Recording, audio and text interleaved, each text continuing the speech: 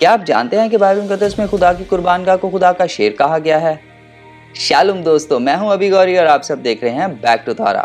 क्या वाकया ही आसमानी आग कभी शेर की सूरत में नाजिल हुई है? आज एक ऐसे ही राज से पर्दा उठाएंगे और एक लफ्ज की तहकीक पर चलेंगे। चलिए मेरे साथ और देखते हैं कैसे लफ्ज को जो कि हमें हैकल मुकद्दसा, यरूशलेम और हता के मुकाशवा की किताब की तरफ ले चलेगा।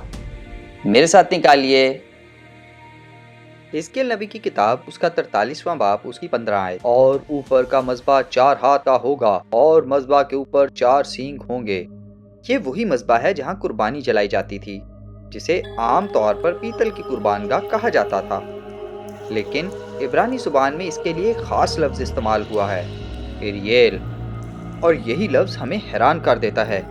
इब्रानी लफ्ज़ एरियल 2 लफ्ज़ों से मिलकर बना है, पहला एरी और दूसरा एल। एरी के मानी हैं शेर और एल खुदा। इसके मानी हैं खुदा का शेर। जरा सोचिए, कुर्बानगाह और शेर का आपस में क्या ताल्लुक हो सकता है? यह सिर्फ एक इस्तारा नहीं था। यहूदी रवायात में एक नहायत दिलचस्प वजाहत मिलती है कि कुर्बानगाह की आग बाज़ औक़ात शेर की शक्ल में ज़ाहिर होती थी और वो आग कुर्बानी को खा लेती थी।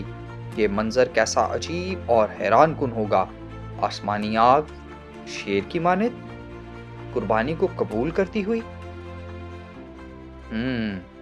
बुजुर्ग यसाया की किताब उसकी 29 बाब उसकी पहली 2 आयत में भी ये लफ्ज़ बहुत ही शायराना अंदाज में इस्तेमाल हुआ है, मगर इस बार ये लफ्ज़ यरूशलेम के लिए इस्तेमाल किया गया है। एरियल पर अफसोस, एरियल उस शहर पर जहाँ दाऊद खैमाजन हुआ।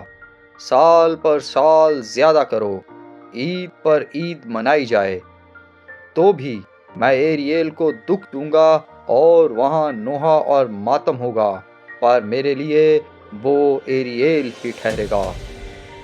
यहाँ एरियल शायद उस जलाने वाले की तरफ इशारा करता है जैसे कुर्बानगाह पर कुर्बानी चलाई जाती है। यरूशलेम को खुद एक कुर्बानगाह की मानत कहा गया है। यहूदी तफासीरी मजमुआ मिद्राश रबा इस लफ्ज़ की यूं वजाहत करता है कि आओ और देखो, हैकल को शेर कहा जाता है, दाऊद का घराना भी शेर कहलाता है। यहाँ पर एक गहरा रब्त सामने आता है। मुकाशवा की किताब में भी हमें यह लफ्ज़ इस्तेमाल होता नजर आता है। तब उन बुजुर्गों में से एक ने मुझसे कहा, मत रो, देख, यहूदा के कबीले का वो बब्बर जो दाऊद की असल है, उस किताब को और उसकी 7 मोहरों को खोलने के लिए गालिब आया।